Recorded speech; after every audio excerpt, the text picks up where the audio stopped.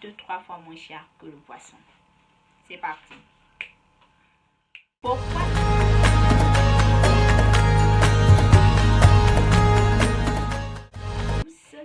Ici Odiléon. Alors, si vous êtes nouveau sur la chaîne, n'hésitez pas à vous abonner, à liker, à commenter et à partager. Ici, on parle d'entrepreneuriat agricole et écosystème alimentaire. Alors, certains temps, j'ai vu des documentaires ou bien des reportages. Souvent, il y a des personnes. Quand on parle de pêche, voilà, il y a souvent des autochtones du pays qui disent pourquoi tel poisson est très cher alors que c'est produit dans nos eaux. Pourquoi tel poisson est très cher alors qu'on le prend voilà, dans tel lieu, dans telle rivière de notre pays.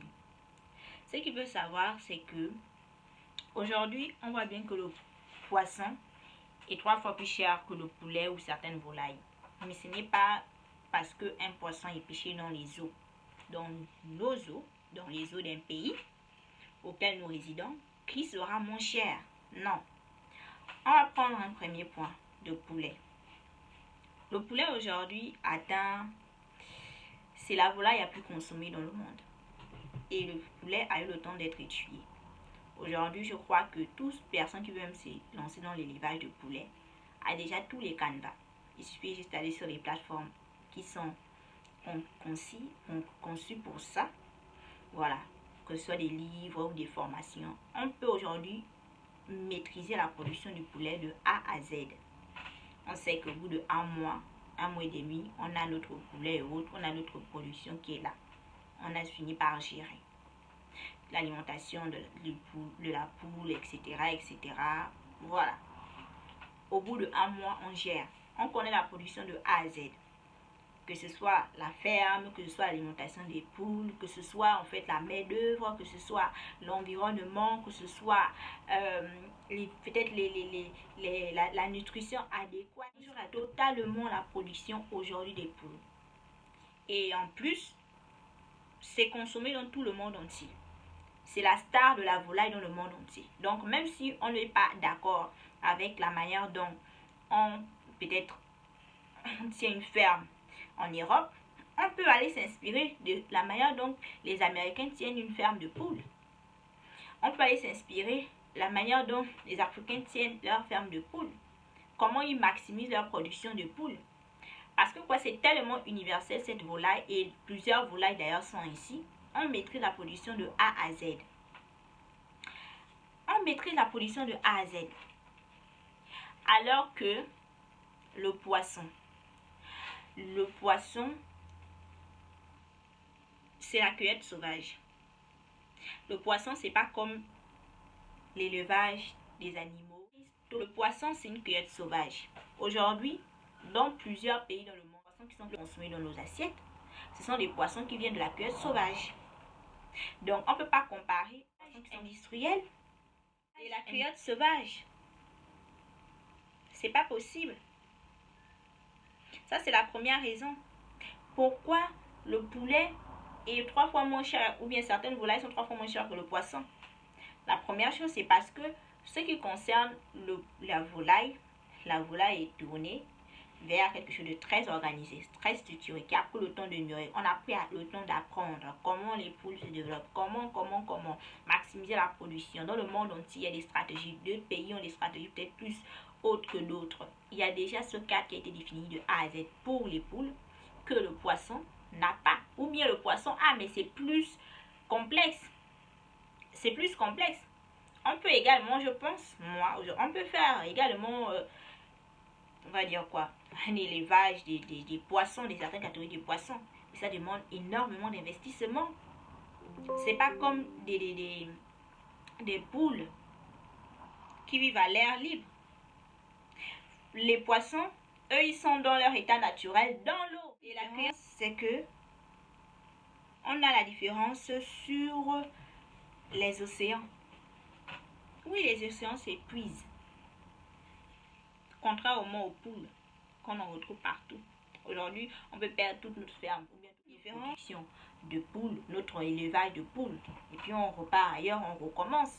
on reprend une poule, on recommence, on refait les mêmes. Ou là où on a fauté, on se réajuste. Mais la pêche, c'est pas toujours le cas. Les océans, les mers et autres s'épuisent. Il y a des lieux qu'on n'a pas le droit de pêcher. Chaque temps. Il y a des réglementations bien définies. Je crois que même dans certains pays, il y a des quotas qu'il ne faut pas atteindre. De pêche par an, il ne faut pas dépasser. Parce que l'espèce risque de disparaître. Donc ce qu'on va faire, c'est quoi? On va vous donner une réglementation. D'où même dans certaines zones, il faut, ben oui, je crois même pas, presque partout, une carte de pêche. Pour avoir l'autorisation de pêcher dans certaines zones, oui. Il faut des cartes de pêche, c'est une carte qui nous donne l'autorisation de pêcher. Donc les océans s'épuisent, il y a la réglementation qui réglemente ça. Oui, aussi la réglementation question élevage des poules et autres. Mais je ne pense pas que c'est plus complexe par rapport à la réglementation de la pêche des poissons.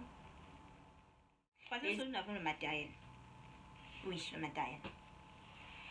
Le matériel pour l'élevage de poules ou bien de volailles est moins complexe que la pêche des poissons.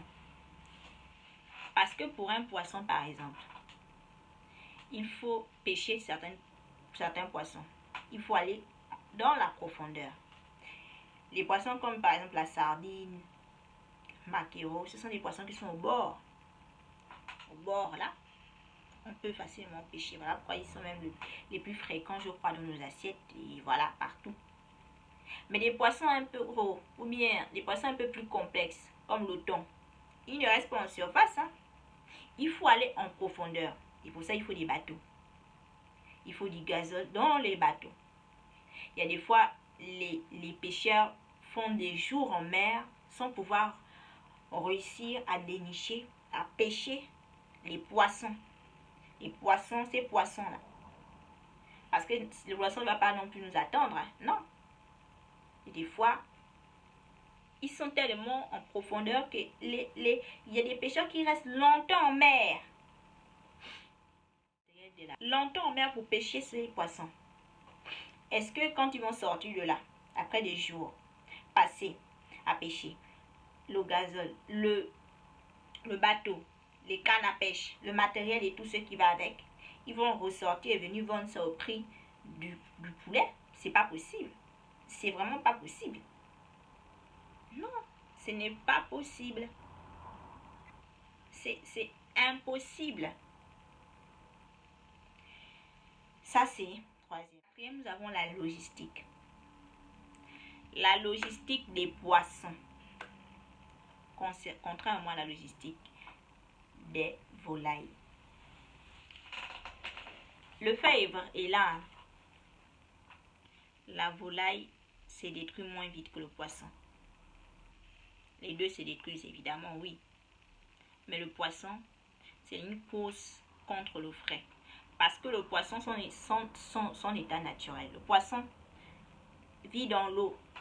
Quand on sort le poisson dans sa zone de confort, évidemment, là, c'est le processus de destruction maintenant.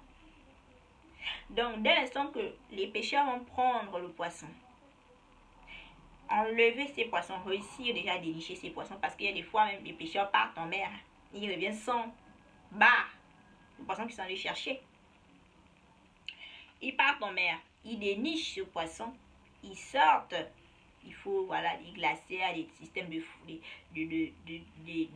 fraîcheur pour maintenir cela et autres. Dès qu'ils finissent, ils ne vont pas se balader avec chez eux. Non, ils doivent liquider leur stock rapidement. Le système doit être rapide parce que le poisson, ça va très vite. Sinon, au final, ils vont perdre. Mais le poulet ou les autres volailles, c'est pas pareil. Non.